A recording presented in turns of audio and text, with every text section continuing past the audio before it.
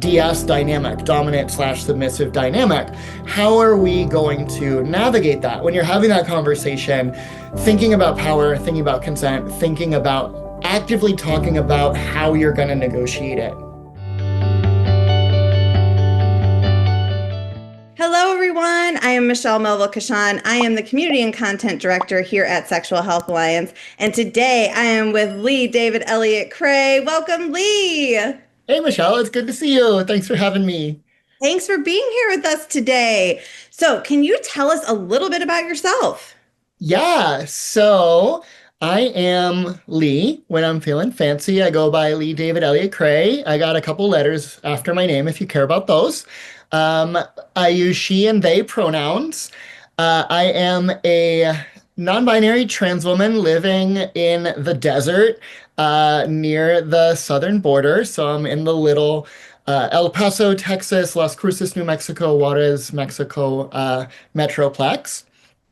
I am Shaw's former LGBTQI plus curriculum coordinator and also have worked with my dear friend Midori in the Kink Informed certification program. Beyond that, I have been a philosophy professor at various institutions for longer than I care to remember. I love the job, but I don't like thinking about aging. It's been a minute. I also work with Plume, a virtual gender affirming care clinic, as a space holder, as a support provider, and also as a public educator. Yes. All right. So you will be presenting at our upcoming online weekend. We're calling it the non-vanilla weekend. So it's a themed weekend, and you have two different talk titles. So you're going to be giving two talks. The first one is Power, Consent, and Meta Negotiation, and the second is Queering Kink.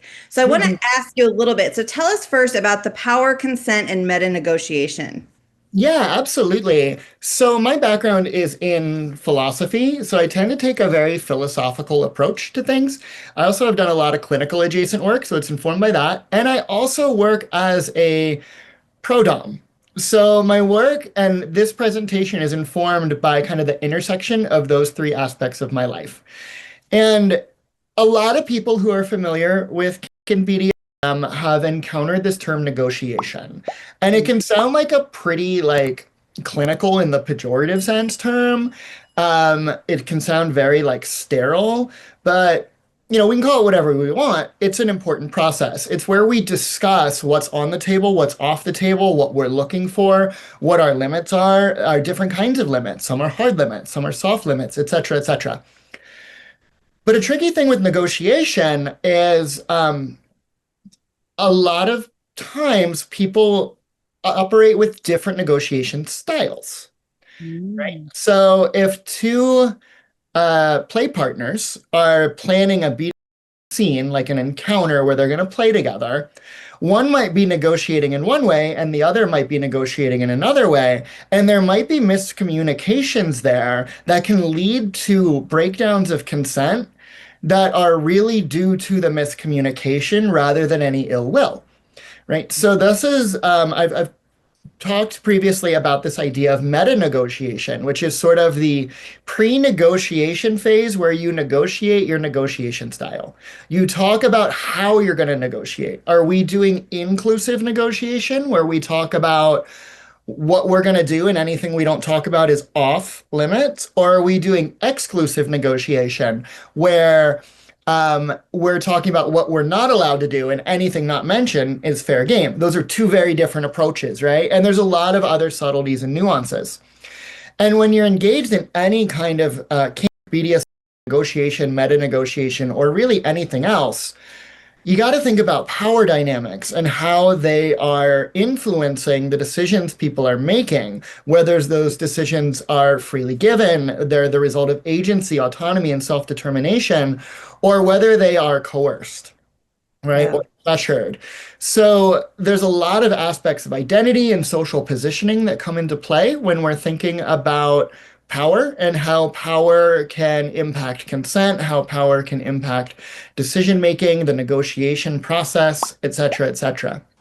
And one of the upshots of all this is that when we're thinking about power, meta negotiation, and all of that, we start to get a much more nuanced version of consent and a much more nuanced version of consent breakdowns, right? Because when we think about consent violations, sometimes we treat that with broad brushstrokes, like, oh, you violated consent. Now we move on to this accountability process or what have you. But if we start realizing that there are different kinds of consent violations, we realize that those sort of require or prompt a different kind of response. Yeah. So by getting a more fine-grained understanding of ways that consent can break down, we can really hone our abilities to respond to those breakdowns. So that one's going to be a pretty meaty workshop. I'm really excited for it. Yeah, I think this is fascinating. I think it's so important because I think, just the topic of negotiation and consent, I think, I hate to say it, but I think it's so new to a lot of people, Yeah. um, just learning about this topic. And then, it's so broad. And then to just break it down, I think is so important to prevent those misunderstandings and miscommunications. Yeah, yeah. And one thing that I am really happy about with this content is even folks who are a little seasoned in their understanding of kink, BDSM, consent, all of that, and power, there's something for them in this webinar because it takes the sort of even the familiar understanding of those for people who have been living in the subculture for a while and pushes it a little bit further and deconstruct some of the traps we might fall into once we've kind of like hit our stride in the kink scene, etc., and we kind of think we know it. This shows us like, oh, there might be a lot of things that we're not considering. Yeah. Yeah. I mean, and I've heard a lot attending various workshops, but this is the first time I've ever heard it broken down like that. So I'm really excited to hear more about this. Yeah, I'm excited to talk about it. Yes. All right. So maybe for the sake of the video, could you provide us like a narrative, like a story, like how this could happen in like a setting? Like how, let's give like an example of two people and how there could be this communication breakdown. Yeah, so let's say you have two people who are negotiating a kink scene, right? They want to, well, they don't know what they want to do. Okay. Yeah. They're figuring it out, but they're very excited to play together. And one of them says, I like impact, Yeah. right? So let's do impact. And the other person says, cool, I like impact too. Let's do impact. Now, you might think they've reached an agreement. Right. That sounds like, oh, great. We agree 100%. Yes, but now suppose that the first person was operating with an inclusive negotiation style where the only things permissible in their framework are the things that were explicitly discussed. Hmm. So they're going into it thinking impact and only impact. Hmm. The other person is operating with an exclusive negotiation style, which is where, hey, if you didn't explicitly say no to something, then it's fair game. Yeah. So halfway through this impact scene, the person who's playing the role of the top grabs their electro toy and gives a little zap. Yeah. And here, in both of their respective frameworks, that was a permissible action. The problem was they were negotiating with inconsistent frameworks. One was saying only the stuff that was mentioned, and the other one was saying, well, you didn't say no to this, right? You didn't, this wasn't ruled out beforehand, right? Now, that's a very simple example, right? And it can seem very intuitive to side with the person who goes with the inclusive negotiation style, because oftentimes that is the default negotiation style that I recommend, at least for people who are new to playing with each other. But there are players out there who default to an exclusive negotiation style. So without naming that difference in negotiation style beforehand, you can get these breakdowns of communication that lead to a breakdown of informed consent, really with no malicious intent. Right. And I could totally see that happening. Like if somebody's been playing for a while in a particular community where they use one style and then all of a sudden meets somebody and goes over to this like different community and they use a different style, I could see where there's definitely a miscommunication happening there. Absolutely. And the tools that I'll give in this workshop, which when I describe it, it sounds really theoretical, but it's also very practical. I'll give like a step-by-step set of steps, I guess, to have these conversations about how to negotiate your negotiation style, how to address power and power dynamics and any power incongruence in the dynamic. And also discuss how to generalize this negotiation from scenes to entire relationship dynamics because we don't always negotiate just particular bits of play. Yeah. We also negotiate, hey, how is our relationship going to work? Right? If we're going to do power exchange, if we're going to do some kind of sort of DS dynamic, dominant slash submissive dynamic. How are we going to navigate that? When you're having that conversation, thinking about power, thinking about consent, thinking about actively talking about how you're going to negotiate it is super important. Oh, for sure. And so, as you know, we have a very wide community at Sexual Health Alliance who attends these events. We have therapists, educators, counselors, coaches, medical professionals, researchers, tons of people who just love this topic. So, do you think all of these people are going to benefit from learning these skills? Oh, absolutely. Absolutely. Because I think these are practical skills for any practitioner of the lifestyle. And these are also important critical skills for anyone who is a helping professional working with people in the lifestyle, right? So if you're a therapist and you're working with a client who is trying to navigate a kink dynamic, being able to offer them these tools or being able to ask them questions within this framework is super important. Then if you go out to your local dungeon and you engage in some pickup play, they're going to be important there too. Totally. Oh, I love that. All right. So, let's go to your next topic that you're going to be talking about at this event, queering kink. Tell me more about that. Yeah, so this is a really fun one. I don't know if you can tell, but I myself am a member of various queer communities because we are legion and we are multifaceted. And historically, there's this fascinating overlap between the development of queerness in particular, and I use that in a very particular sense. Like queerness is in pushing back against normative expectations of like dominant culture related to cisnormativity, heteronormativity, patriarchy, etc. And also, being queer and being kinky are not the same thing, but historically they are intertwined, Mm. right? And some people have argued actually that should be considered, like gay people should be considered queer people. And here's where ambiguities come into play. In some sense, they actually are, and in other senses, other important senses, they're not always, at least. Yeah. But what I'll be doing in that workshop is taking some of the tools of queer theory, right? And thinking about what it means not just to be queer, but to queer something, to use queer not just as an adjective or as a noun, but as a verb, as something we do, what it is to actively queer our practice. And what that can look like is when we look at, kink, even though it is, rooted historically in like queerness or queer adjacent subcultures, there's a lot of binaries, Yeah. right? So much of is dominant, submissive, top, bottom, cis, masked. We could keep going, right? Right. Right. There's so many more. Um, But when we start to queer that landscape, we start to play around with the boths, the neithers, the in-betweens, the beyonds. What is it to have a relationship where two people are co-dominants? What is it to have a relationship where two people are co-submissives? Right? These are things that people rarely talk about in spaces or might not even think are possible. But one Right. of the wonderful and magical things about queerness is we reveal possibilities, right? Mm.